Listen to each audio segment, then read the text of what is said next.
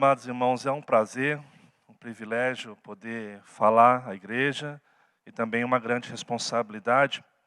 Todas as vezes que nós subimos um púlpito e nós compartilhamos a palavra de forma geral, a gente tem a consciência de que nós não podemos falar da gente, mas daquilo que Deus quer que seja falado. E a gente trata com a palavra de Deus, uma das coisas mais valiosas que nós temos como cristãos. Por isso é sempre uma responsabilidade muito grande estar falando, estar compartilhando da palavra com os irmãos.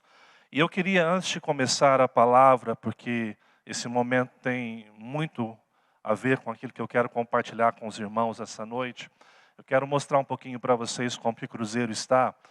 Acho que nem todos os irmãos estiveram lá, alguns eu sei que já estiveram, conhecem a igreja. Então quero mostrar algumas fotos da igreja.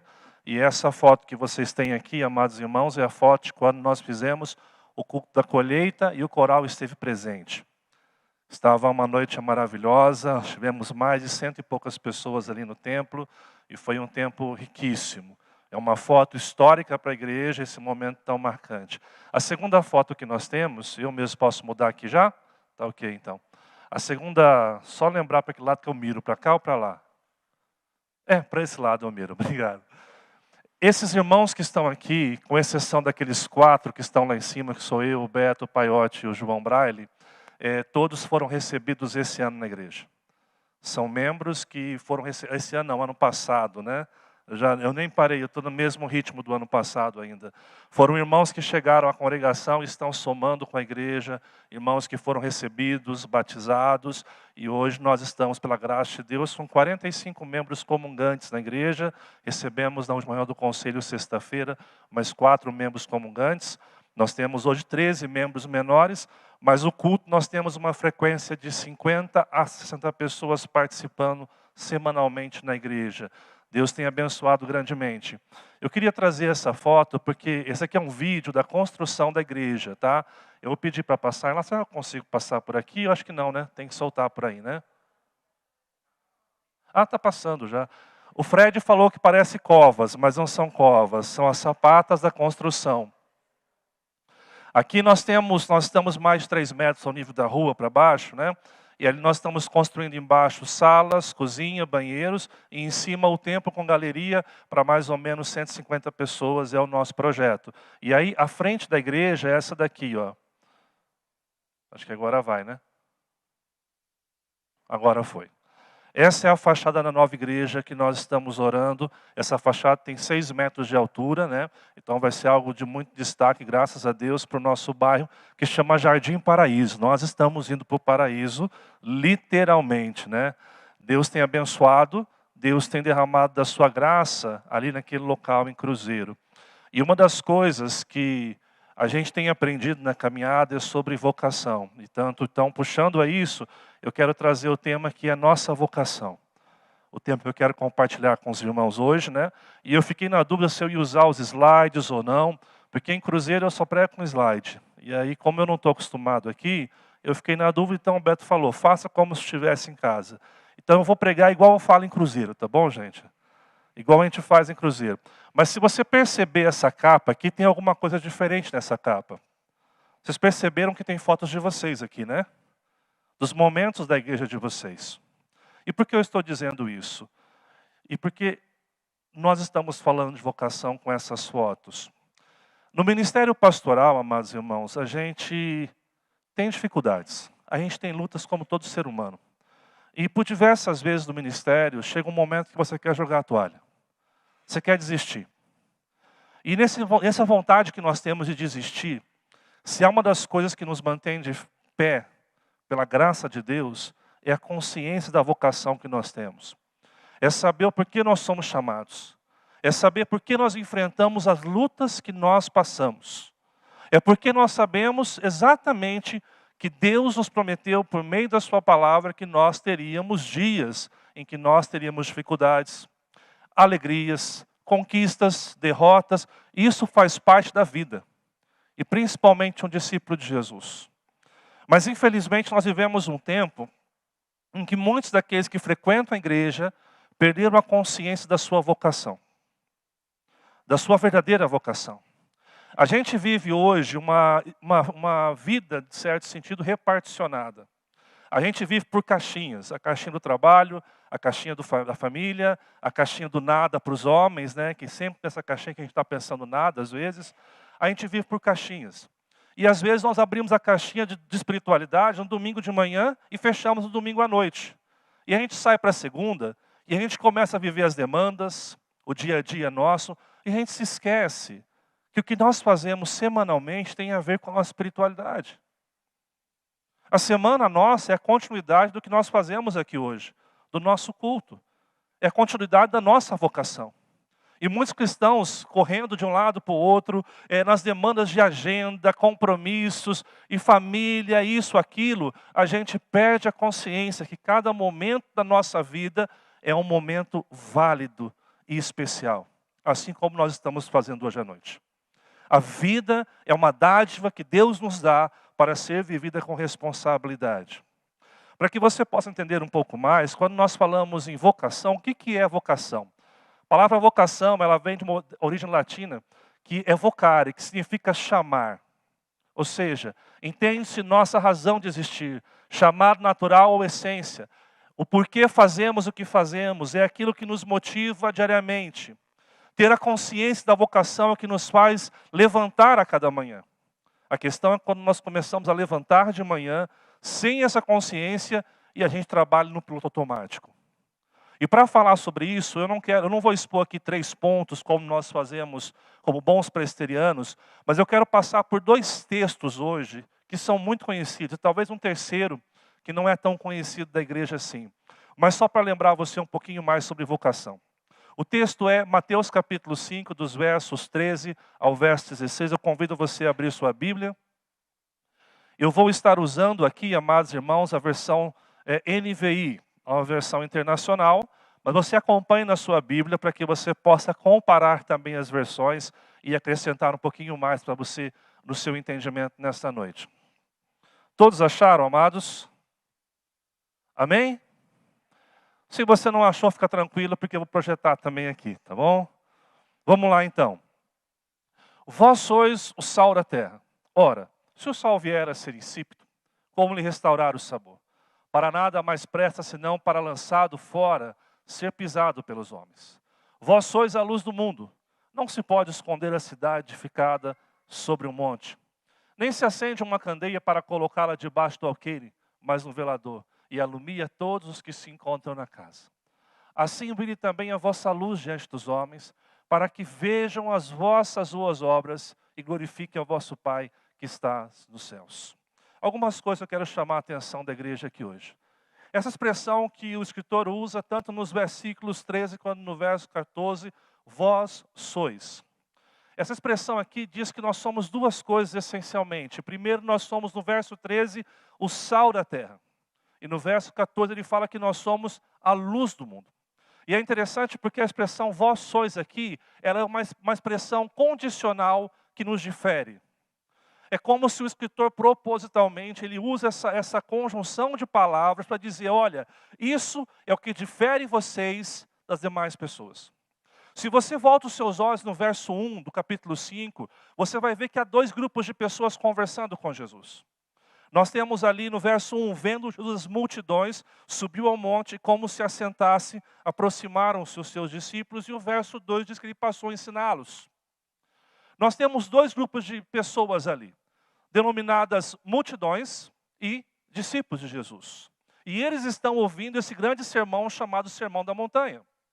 E é interessante porque esses 2 grupos, eles estão junto com Jesus, mas os seus comportamentos são completamente diferentes. Para que eu possa ilustrar rapidamente para você aqui, eu quero te convidar a perceber o seguinte. No ministério de Jesus, as multidões iam até ele. Em algum momento, Jesus deixou de cuidar das multidões? Ele alimentou, ele ensinou, ele libertou, ele curou as multidões. Mas a multidão, ela não tem compromisso com Jesus. Quando Jesus está na cruz, aonde está a multidão? Quando Jesus está para ser condenado, aonde estava a multidão? Estava dizendo, solta Barrabás, crucifica. A multidão se aproxima de Jesus nesse sentido com uma relação utilitarista. Ela procura Jesus para que Jesus faça o melhor por ela. E ela está disposta a caminhar, né, com Jesus, enquanto Jesus pode prover o consumo da sua própria realização. Quantas pessoas que nós ouvimos falar o seguinte: quando eu comecei a igreja, as coisas começaram a ficar pior. Quando eu não estava na igreja era bem melhor. Agora eu estou na igreja, começa uma luta, uma batalha. Isso é uma atitude clara de alguém que se relaciona com Jesus, buscando que Jesus dê algo para elas. E nós nos esquecemos que Jesus deu o mais valioso para a gente, que foi a salvação. As demais coisas, na sua graça, bondade e misericórdia, nos são acrescentadas. Mas Jesus nunca prometeu casa, comida e roupa lavada para os crentes. Ele prometeu que nós teríamos aflições, que nós passaríamos por calúnias, que nós passaríamos por tribulações, como você vê aqui os capítulos que antecedem essa declaração que nós somos o sal e a luz do mundo. E é interessante porque multidões, eles levam pessoas à igreja. E eles chamam as pessoas para a igreja por quê? Vamos na minha igreja porque lá tem uma boa palavra. Vamos lá porque tem uma boa música, um bom coral. Vamos lá porque tem evento disso, lá tem sala para isso ou aquilo. E eu não estou dizendo que é errado. Mas a pergunta é, se a sua igreja não tivesse nada de estrutura para você, você convidaria pessoas para conhecer a Jesus na sua igreja? Eu quero que você reflita sobre essas questões. Porque discípulos caminham numa outra contramão. Na contramão, em que sentido? Discípulos, eles reconhecem que Jesus não é apenas mais um homem com bons conselhos, com uma boa teologia. Não, Jesus é o próprio Filho de Deus que entrou na história para mudar a nossa vida. E eu tenho dito isso constantemente. Cristianismo não é religião. A história de Jesus não é uma religião, uma filosofia, não é uma ideologia. O cristianismo é uma história que nós ouvimos um dia, que mudou a nossa vida e que nós devemos contar a história para outras pessoas. A fé cristã não está numa prateleira como outras religiões. Discípulos de Jesus reconhecem que Jesus não é um mero homem, mas é o próprio Filho de Deus que entrou na história. E os discípulos de Jesus, eles vivem com Jesus a partir dos seus princípios e valores. Eles olham para o que a Bíblia diz e dizem: isso daqui não é opcional. Isso é para se viver. Mesmo que fira o meu orgulho, eu preciso perdoar. Mesmo que eu perca, eu preciso amar o meu inimigo. Eu preciso respeitá-lo. Eu preciso agir com conformidade à palavra de Deus diz. Discípulos de Jesus não estão para consumir uma boa música, uma boa pregação, um bom conteúdo na igreja. Discípulos estão para servir a igreja de Cristo, a qual ele faz parte. E discípulos, eles levam pessoas a Cristo e não a igreja. Porque Mateus 28 nos pede para ir e fazer discípulos. O que é fazer discípulos? É contar a história, é cuidar de pessoas, é orar por pessoas, é dedicar a sua vida para o outro, como expressão do nosso amor de Cristo em nossas vidas. Quando nós chegamos aqui, aquele que traduziu a nossa versão, ele nos ajudou, porque se você vê a perícope aqui, fala os discípulos, o sal da terra, versículo 14, os discípulos, luz do mundo. Ele já está mostrando que ser sal e ser luz não é para a multidão, não é para quem consome fé, mas é para aquele que está disposto a viver os princípios e valores do reino de Deus. E aí ele diz: vocês são sal e luz. A expressão sal tem a ver com preservação. No mundo antigo, onde Jesus estava ali, o sal era usado para que a carne não viesse a apodrecer. E Jesus usa essa ilustração para dizer o seguinte: enquanto o mundo está em podridão por causa do pecado, o cristão é aquele que com a sua vida, ele contém a proliferação do mal. Um exemplo bem prático para você entender. Enquanto nós sabemos que a sociedade que nós vivemos é corrupta, que existe nos negócios muita gorjeta, muita propina. Quando um cristão recebe uma proposta para receber uma propina, ele diz: não, isso não condiz com a minha fé. Mas todo mundo faz, mas eu não sou sobre todo mundo, porque vós sois, difere dos outros. O texto fala que nós somos a luz. E a luz no sentido que quando você está conectado ao Criador, a sua luz, a sua expressão de vida, vai clarear aqueles que estão na escuridão. E as pessoas podem então, através da luz, reconhecer o caminho, a verdade e a vida. Detalhe, Por causa da luz, algumas vezes você vai ser perseguido por causa da justiça. Você vai ser injuriado. Você vai ser traído por causa da luz. Mas muitos daqueles que foram chamados e precisam dessa luz vão ver em você um referencial. É por isso que esse vós sois é importante no texto. Ser sal e luz não é só reconhecer que o sal servia para isso e a luz para isso. É entender que você é diferenciado de segunda a sábado, onde você trabalha, onde você estuda, onde você se relaciona com pessoas, você é chamado para ser diferente. E é interessante porque lá no verso 16, você vai encontrar a ideia de que as pessoas devem ver as nossas boas obras. E eu pergunto a vocês, em que lugar as pessoas veem as nossas boas obras? O texto nos diz que as boas obras são vistas no contexto de uma igreja? Não somente. Aqui nós praticamos boas obras, mas essas boas obras têm que ser vistas lá fora. E a palavra obras aqui, amados irmãos, entende o que? Tudo aquilo que nós fazemos. Não é só pregar, é como você trabalha. É como você responde uma pessoa que foi agressiva com você. É como você age no trânsito. É como você age com aqueles que te ofendem. É ali que as suas obras de excelência, de ética, estão sendo apresentadas às pessoas. E essas obras, elas têm dois sentidos. Em primeiro lugar, elas são respostas. Obras que nós produzimos são respostas ao que Deus fez por nós. Nossas obras não vão conquistar a Deus. As nossas obras não vão nos fazer mais especiais para Deus. Ele nos salvou naquela cruz graciosamente, de graça. E resposta a isso, nós fazemos boas obras. E também tem a ver com as obras que estão na vida. Sabe como você trabalha como uma secretária? Como você atende uma pessoa? Depois de um dia cansativo, que você não aguenta mais o estresse, e aquela pessoa chega para você mal educada, e você consegue dar um sorriso para ela. É esse tipo de obra que o Evangelho nos desafia a viver na vida. E aí é interessante, porque o resultado disso é o quê? Eles vão ver as boas obras e vão glorificar o vosso Pai que está nos céus. Ou seja, você é chamado para fazer diferença. Na forma que você atende uma pessoa, na forma que você trabalha, na forma que você dá uma aula, você é chamado para ser sal e para ser luz, conter o pecado e trazer uma direção àqueles que precisam. E esse não é um chamado para você fazer na igreja, porque é lá fora que as pessoas estão nas trevas. É lá fora que o Evangelho é trazido como algo irrelevante para a nossa sociedade hoje. É lá fora que as pessoas questionam que toda igreja é igual, que crente é tudo igual, que pastor só sabe roubar. É lá fora que as pessoas precisam ver um referencial de vida diferente.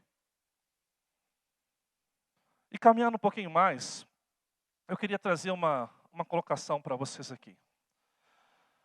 Por que nós não vivemos isso hoje? Eu tenho certeza que você já ouviu essa pregação, esses textos, várias vezes na sua vida. Eu não sou o primeiro pastor a pregar isso, não estou trazendo nada novo para você. A questão é por que a gente não vive isso. A gente sabe, a gente já ouviu. Outros pastores foram até mais fundo do que eu fui no texto. A questão é, por que a gente se insiste na vida e não praticar isso? Porque a gente está tão atarefado com a nossa própria vida como um fim em si mesmo, que a gente não se lembra disso quando tira os nossos pés do templo. Eu diria, nós faltamos a consciência da nossa vocação. Por que você existe? Por que você foi salvo? Porque um dia Deus resgatou você do lugar que você estava. Porque um dia Deus deu sentido para a sua vida. E eu quero citar aqui um filme para vocês, amados irmãos. Eu não sei quantos conhecem aqui a história de Peter Pan. Quem já ouviu falar em Peter Pan? Já leu o livro ou o filme? E quem já assistiu em 1991, esse filme foi lançado, chamado Woke, A Volta do Capitão Gancho. Quem assistiu esse filme aqui já? Se você não assistiu, fica uma dica de filme para você essa semana. Nós temos aqui um filme que conta a história de Peter Pan, mas Peter Pan não é mais aquela criança de roupa verde, na terra do nunca, que só pensava em brincar. Peter Pan agora é um homem casado, com 2 filhos, casado com a Atleta do Indy, e agora ele é um empresário de sucesso. É um homem muito bem sucedido, um homem que tem muitas conquistas, muitos títulos. É um homem que é um terror nos negócios. Todo mundo busca ele porque ele consegue fechar qualquer negócio. Ele é extraordinário no que ele faz. Mas esse Peter Pan não tem tempo de assistir o jogo do seu filho. Inclusive, uma cena, dando spoiler, ele manda alguém gravar o jogo para ele contar para o filho como que o filho fez, mas ele não estava lá. Ele se torna um homem tão ocupado com a vida, que ele deixa de ser quem a história conta que ele era. E eles vão fazer uma viagem na casa da Wendy, que é a avó das crianças. Wendy, já velha, chega na reunião e o seu filho começa a dizer: o meu pai agora, ele fecha qualquer negócio, ele é muito bom, ele vai atrás, ele fecha isso, aquilo. E aí o Wendy olha para os olhos de Peter e fala: Peter, você se tornou um pirata então. Essa cena com esse ator maravilhoso que você pode assistir esse filme. E o que ela quer dizer com isso? Você deixou de ser quem você é. As demandas da vida, as obrigações que você tem, o seu desejo de trazer estabilidade para a sua família, de trazer um bom dinheiro, fez você perder a sua essência.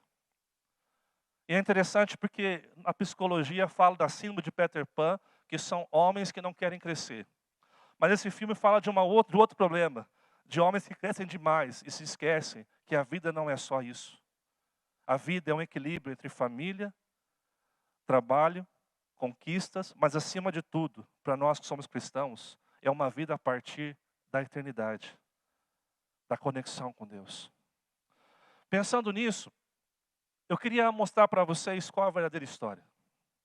Porque nós cristãos, amados, não vivemos o trabalho e as coisas como um fim em si mesmo. Nós cremos que um dia Deus criou todas as coisas perfeitas. Deus criou de forma intencional o mundo e compartilhou nesse mundo a sua glória. E criou homem e mulher, os criou para que eles refletissem a glória de Deus. Mas nós sabemos que um dia os nossos primeiros pais caíram. Eles romperam com o Deus Criador. Eles disseram: Deus, nós não queremos mais depender do Senhor. Nós não queremos que alguém diga o que nós temos que fazer. Nós queremos ser autônomos e tomar as nossas próprias decisões. É exatamente isso que é a origem do pecado. O homem querendo ser Deus na sua vida. O homem querendo decidir por si próprio as suas ações. E nós sabemos que isso trouxe uma disfunção. Mas Deus, na sua graça, escolheu uma nação chamada Israel. Não porque Israel é uma nação melhor do que a outra, mas porque através de Israel, Deus demonstraria a sua graça, o seu poder libertador, a sua mão poderosa. E as nações que estivessem ao lado de Israel viriam refletir na vida daquela nação quem é o Deus de Israel. Esse é o objetivo da eleição. Eles foram escolhidos pela graça de Deus para refletir quem Deus é, aquele que precisa, aquele que está na escuridão. Chegou um momento na história que Jesus entra para concretizar o seu reino. Ele nasce, a encarnação, ele vive como um de nós, é tentado como um de nós. Ele morre numa cruz por mim e por você. Ao terceiro dia ele ressuscita. E ao ressuscitar ele nos dá a vida.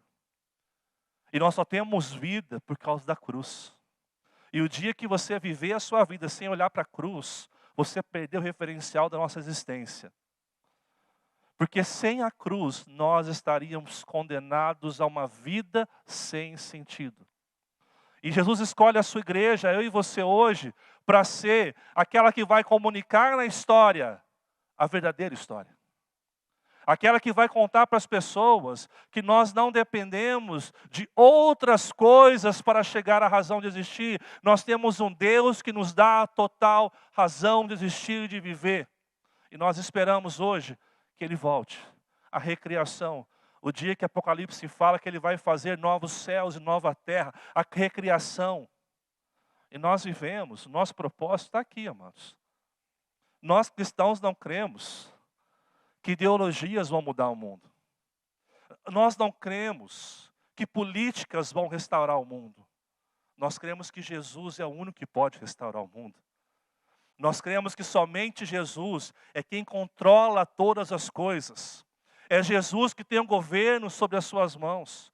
É Jesus que diz o sim e o não. Ele é o alfa e o ômega, é o que esteve morto e ressuscitou. Ele é o primeiro, Ele é o último, Ele é o Senhor de todas as coisas. E a nossa vida não pode ser um fim em si mesmo. E todas as vezes que nós vivemos fora dessa concepção, a gente começa a viver para nós mesmos.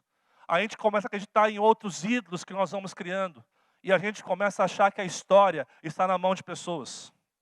A história daqueles que confiam em Jesus está na mão de Deus. E Ele governa sobre todas as coisas. A nossa vocação, entender quem nós somos, acontece exatamente nesse ponto. Quando você entende que você foi salvo por Cristo Jesus naquela cruz, que você faz parte da igreja, que tem um chamado para ser sal e luz, para que através das suas boas obras, as pessoas glorifiquem a Deus que está no céu, para que aquele glorioso dia chegue, e nós com os remidos, possamos estar com o Senhor. No novo céu e nova terra. É isso que faz sentido. É interessante porque quando você lê o livro de Eclesiastes, 12 capítulos, você entra em depressão naquele livro. Porque o autor fala que nada faz sentido. Trabalhar não faz sentido, ganhar dinheiro não faz sentido, casar não faz sentido, isso não faz, nada faz sentido. É interessante porque ele usa a expressão debaixo do sol. Sabe o que significa a expressão debaixo do sol? É uma vida desconectada com Deus. É uma vida desconectada com essa verdade. É uma vida que acredita que a restauração está aqui, que o sentido está nessa terra que nós podemos tocar. Não, nós não podemos ver essa vida. É por isso que Eclesiastes termina no capítulo 12. De tudo que você tem ouvido, o resumo é: teme a Deus e guarda os seus mandamentos. Você só vai ter sentido na tua vida quando você estiver conectado com Deus. Quando você entender que o trabalho que você tem não foi você que conquistou, mas foi a graça de Deus capacitando você para estar ali. E para ser referencial, para ser luz. Caminhando um pouco mais, amados irmãos, eu queria citar Martim Lutero, porque Martim Lutero, ele é uma pessoa que fala muito sobre vocação. E ele vive num momento histórico em que a concepção das pessoas é que a vocação era algo apenas para o clero religioso. Era algo apenas para pastores, padres, bispos. E ele traz naquele momento uma doutrina chamada o sacerdócio universal de todos os crentes. E o que significa isso? Lutero entendia que todos nós temos a nossa vocação em Cristo Jesus para falar do amor de Deus, para vivenciar a ética do reino de Deus, para trazer o reino de Deus à existência, através das nossas boas obras. Por exemplo, Lutero, ele dizia sobre a oração do Pai Nosso, naquele trecho que diz assim, que o pão nosso de cada dia nos dá hoje. Lutero entendia o seguinte: para o pão chegar à tua mesa que Deus precisa dar, Deus vai usar alguém para arar a terra, para plantar o trigo, alguém vai colher o trigo, vai ter um vendedor que vai comercializar aquele trigo, o trigo vai chegar a um lugar para ser vendido e comercializado para outros lugares, o trigo vai chegar na padaria, para uma outra pessoa acordar 4, 5 da manhã para fazer um pão, para chegar na sua mesa às 7 da manhã. Lutero entendia que esses são processos naturais que Deus usa, usando profissões ordinárias para produzir e trazer o pão nosso de cada dia. E é nesse contexto que os cristãos devem estar. Porque se você é um agricultor cristão, você vai fazer o melhor. Se você é o padeiro cristão, você vai fazer o melhor pão para a sua comunidade. Se você é o vendedor, você vai fazer negócios corretos para que Deus seja glorificado nos resultados que você tem. Isso é vocação, é ser sal e luz aonde você está. E é interessante porque pensando nisso, Lutero usava um texto de 1 Coríntios 7:17. Um dos vários que ele falava de vocação é esse. Diz o seguinte: ande cada um segundo o Senhor lhe tem distribuído. Eu destaquei a palavra distribuído para que você preste bem atenção. Porque distribuir aqui é repartir em partes, é dar partes a cada um. Ele diz, cada um conforme Deus o tem chamado. Agora, aquela expressão ande, ela tem o seguinte significado no grego. Preste bem atenção. Progredir, fazer o bom uso das oportunidades, comportar-se e conduzir-se pela vida. O que significa isso? Lutero entendia, quando interpretando esse texto, que quando nós recebemos oportunidade de trabalho, quando nós estamos conduzindo a nossa vida, quando nós estamos vivendo de forma ordinária e diariamente, nós estamos tendo a oportunidade de usar aquilo que Deus nos deu. Conforme o chamado que Ele nos deu. Qual é o nosso chamado? Nós somos chamados para ser sal, nós somos chamados para ser luz. E enquanto nós conduzimos a vida, nós precisamos usar o que Ele nos deu para que nós possamos cumprir o nosso chamado. Você conseguiu entender isso? E é interessante porque eu coloquei aqui, porque distribuído e chamado estão na mesma ideia do texto.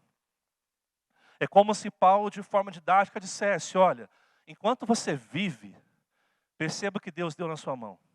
E que o que Deus deu na sua mão se torne parte da sua vocação, parte do seu chamado, para que você seja sal e luz. Se você é um advogado, então que o dom que Deus deu de advogar seja usado para a glória de Deus. Se você é um vendedor, que o dom que Deus te deu seja usado enquanto você faz negócio, enquanto você acorda, enquanto você trabalha, enquanto você almoça, para a glória de Deus. Ou seja, Ele não desconecta o chamado, os dons da nossa missão. Está conectado o tempo todo. E aí, eu quero fechar aqui hoje, concluindo, com esse texto. A parábola das 10 minas. Lucas 19, verso 11 até o verso 27. Abra sua Bíblia mais uma vez, irmãos.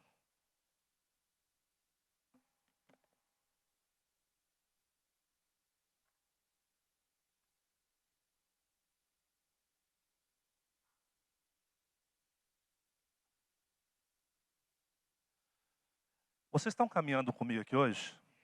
Nós vamos recapitular rapidamente para chegar nessa história, tá bom? Nós vimos que nós temos uma vocação. A Bíblia nos diz que nós somos sal e nós somos luz. Nós preservamos no sentido de que a gente evita que o mal prolifere e a gente, em certo sentido, não por causa da luz que nós somos, mas a luz de Deus em nós, nós refletimos para que pessoas percebam o que o cristianismo é, ok? Está comigo aqui, né? E aí nós vimos que Paulo diz que nós temos que viver na nossa vida o chamado que Deus nos deu através dos dons e talentos. E eu quero concluir com essa parábola de Jesus. E eu quero chamar a tua atenção, antes de nós lermos esse texto aqui, eu quero que você olhe no versículo 1 até o versículo 10, de Lucas 19. Nós temos a história de uma pessoa aqui. É a história de quem, amados? Zaqueu, muito bem. E quem que era Zaqueu? Era um coletor de impostos, era um publicano. E nós sabemos historicamente que ele fazia parte de um sistema corrupto, e um sistema de lavagem de dinheiro, e um sistema que a ética e a moral não existiam. Roma designava publicanos para cobrar os impostos dos judeus, e dizia, eu quero receber X. Os publicanos cobravam o que queriam. Eu vou cobrar X, Y de quem é aqui judeu, se não tiver eu mando prender. E eles faziam horrores, eles enriqueciam muito fácil. Então, nós temos aqui a conversão de alguém que está dentro de um sistema corrupto, de lavagem de dinheiro chamado Zaqueu. E Zaqueu se encontra com Jesus, é impactado pelo Evangelho, e ele vai dizer que vai repartir os seus bens para cuidar dos pobres e ressarcir aqueles que ele havia defraudado.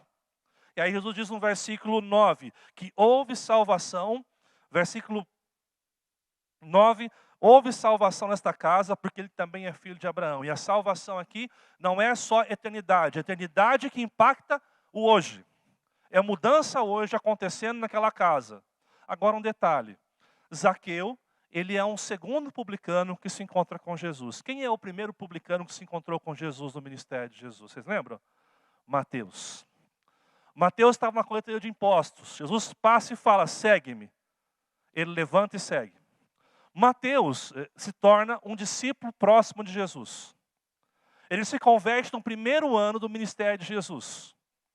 Ele se torna um discípulo. Se nós fôssemos contextualizar, ele é aquele que faz faculdade de teologia, aquele que vai se tornar mais perto para anunciar o reino de Deus. 3 anos depois da conversão de Mateus, é que Zaqueu se converte. Agora a pergunta, Mateus vai fazer teologia e se tornar discípulo de Jesus? Não. Zaqueu, desculpa. Zaqueu, ele continua sendo um coletor de impostos, mas agora transformado pelo Evangelho. Ele não deixa a profissão dele. Ele continua sendo um profissional em um contexto completamente corrupto, em que ele começa a ser sal e luz. Você consegue entender a diferença? Nem todo mundo é chamado para ser pastor. Nem todo mundo tem a vocação para ser um missionário. Mas todos nós temos a vocação para ser discípulos de Jesus e ser sal e luz.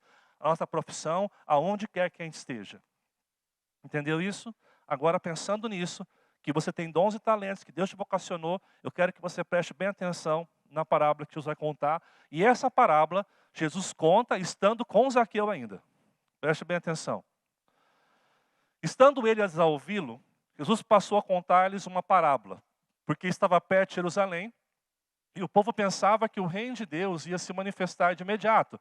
Só um detalhe no verso 11, o povo acreditava que Jesus era o Messias prometido, que entraria em Jerusalém, faria uma revolução, destruiria Roma, acabaria com todo o Império Romano e estabeleceria o seu reino. Eles não entenderam que Jesus era o Salvador espiritual. E aí ele vai contar essa parábola aqui, olha só.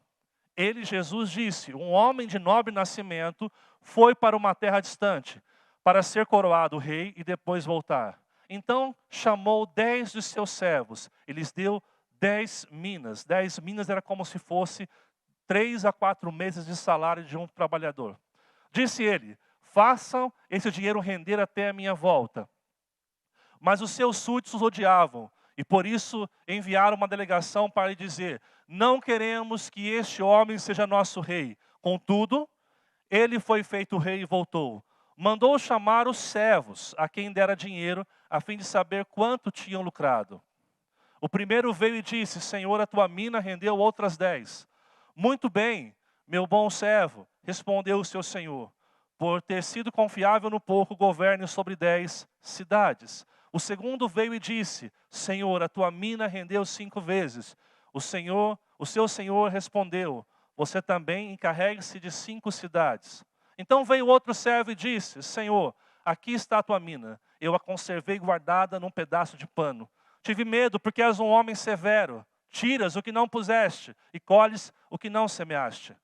O seu senhor respondeu, eu o julgarei pelas suas próprias palavras, servo mau.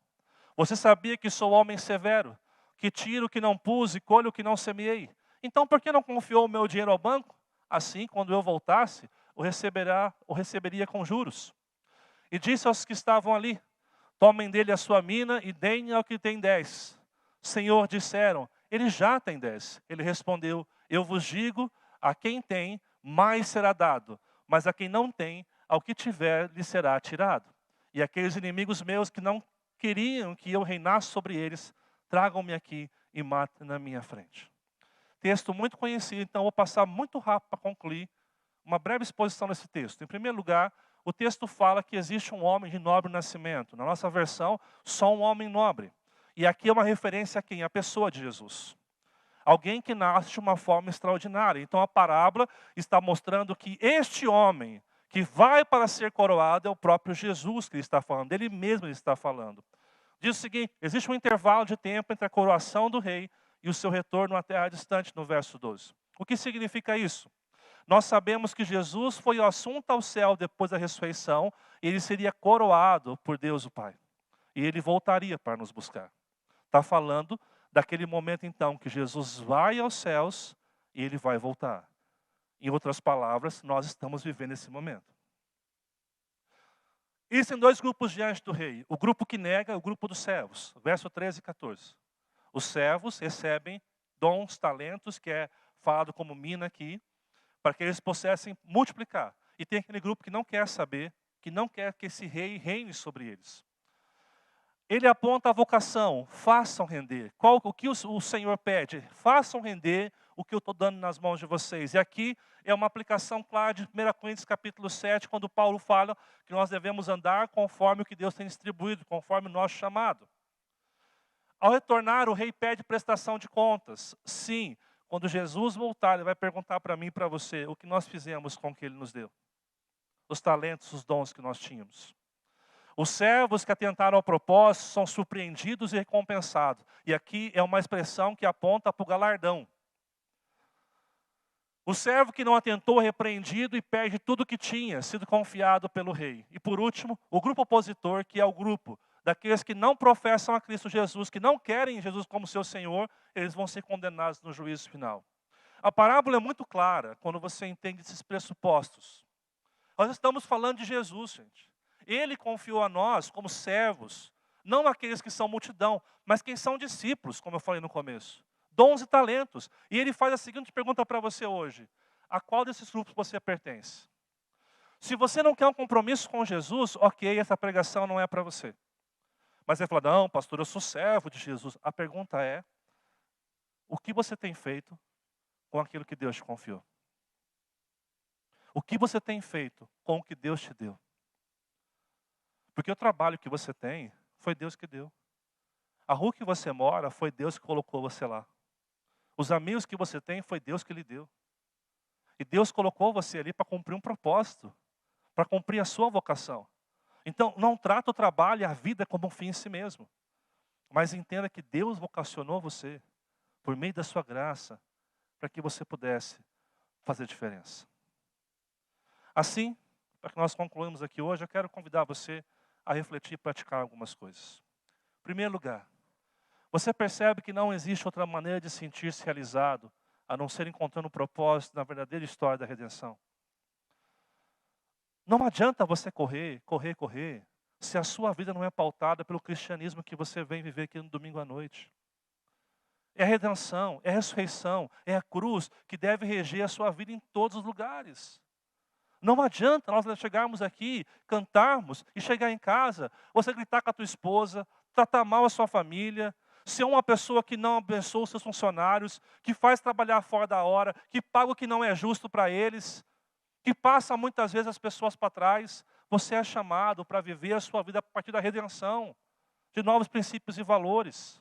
Em segundo lugar, identifique hoje quais são os dons e talentos que Deus lhe confiou e esteja pronto para prestar contas quando Ele voltar. Chega na sua casa e faz uma lista no papel, põe no papel quais são os dons e talentos que Deus lhe deu. A pergunta é, o que você tem feito de cada um deles? Se Deus perguntasse como você tem servido, o que você falaria para Deus? Terceiro, faça render aquilo que Deus lhe deu com fidelidade e excelência, para que as pessoas vejam suas boas obras e glorifiquem ao vosso Pai que está nos céus. Se você é um profissional liberal, um empregado, um empresário, trabalhe com excelência. Existe uma história que eu gosto muito, chamada de um escultor grego chamado Fídias. E Fídias esculpia estátuas para colocar nos templos gregos. E em um determinado momento ele estava esculpindo uma estátua que seria colocada no teto, e a pessoa chegou para ele e falou, Fídias, por que você está esculpindo as costas? Vai ser colado no teto, ninguém vai ver as costas, porque tantos detalhes nas costas. Fídias dizia, os homens podem não ver, mas os deuses irão ver o meu trabalho. E se você é um funcionário e só trabalha quando o patrão está perto, eu quero lhe dizer que você não tem glorificado a Deus agindo assim. Se você é um funcionário que chega atrasado, desculpa, mas você não está glorificando a Deus assim. Viver para Deus é um convite à excelência na nossa vida. E por último, não se torne um pirata que só pensa em si mesmo e se esqueceu porque você foi salvo e existe. Essa igreja foi colocada aqui no centro da cidade, tem uma história, tem um legado. Você faz parte dessa história hoje. Você está fazendo parte de uma igreja que foi conhecida. Eu me lembro que a primeira foto que eu vi dessa igreja foi de uma escola dominical, cheia de criança. Cheia de criança. E quem são as pessoas que nós temos convidado para ouvir do Evangelho nessa igreja? Quem são as pessoas que você tem convidado para a sua casa, para fazer um momento de conversa e ali mostrar a diferença que é servir a Deus e não servir a Deus? Se você não tem o dom do evangelismo, tenha uma vida que levante perguntas. Para que as pessoas olhem as suas boas obras e perguntem, por que você é assim? Por que você confia tanto nesse Deus? Nós precisamos lembrar da nossa vocação. É isso que eu gostaria de compartilhar com vocês hoje. Nós temos uma vocação, amados. E isso que eu falei para vocês é o que eu tenho aplicado na minha vida. E é isso que me faz ficar em pé quando as dificuldades vêm. Quando as lutas vêm na nossa casa. Só para encerrar e orar. A gente tem vivido uma história na nossa casa difícil. A gente mudou para uma casa mais confortável recentemente. e a gente tem um vizinho complicado. Pensa numa pessoa que arruma confusão por tudo, e xinga, e briga. E a gente começou a entrar num estresse tão grande, mas tão grande, que os nossos filhos foram proibidos de sair na rua. Isso é ruim para quem é pastor, porque eu sempre quero ter os meus vizinhos perto para levar para a igreja. Imagina para um pastor viver isso. E aí eu falei, Deus, a gente tem que mudar daqui. E nós começamos a procurar casa, e procurar casa, e procurar casa, e não acha casa para mudar, porque é tudo muito caro para alugar lá em Cruzeiro, isso, aquilo. Até que chegou um momento que aí olhamos um para o outro e falamos, ei, nós estamos fazendo errado. Quem nos colocou do lado dessa vizinha foi Deus. E enquanto nós não cumprirmos o propósito que Deus tem para nós aqui, que ainda que seja ser ridicularizado, falem mal da gente, nos critiquem, nos persigam, nós vamos continuar até o momento que Deus quer que a gente fique. Porque a gente não mudou só porque a gente gosta da casa, a gente mudou porque Deus nos colocou ali. Porque nós temos uma vocação e um propósito para viver naquele lugar. Que você entenda que a nossa vida como um todo é assim. Mas pastor, fui eu que escolhi o terreno, eu que construí a casa. Você acha que fez, porque Deus estava planejando todas as coisas na sua vida. E se você confia que Deus cuida, aonde você está, o que você faz, é um projeto de Deus na sua vida. Amém? Vamos orar? Feche os teus olhos. Pai, nós te louvamos por essa noite. Te agradecemos porque a Tua palavra nos desafia a sermos vocacionados por Ti. Em um meio em que nós estamos, onde tantas pessoas estão vivendo as demandas da vida, as agendas tão estressantes, e se esquecem do porquê nós existimos. Que o Teu povo aqui em São José dos Campos, também em Cruzeiro, possa entender, ó Deus, que nós existimos com um propósito. E cada lugar que nós estamos, nós somos um pedaço do reino de Deus naquele lugar. E como discípulos de Jesus, devemos viver as boas obras, para que as pessoas que estão nos vendo possam testemunhar de que existe um Deus realmente verdadeiro, fiel, que tem mudado todas as coisas na nossa vida. Eu peço ao Senhor que nos desafie por meio desta palavra, por meio desses textos que nós já ouvimos tantas vezes.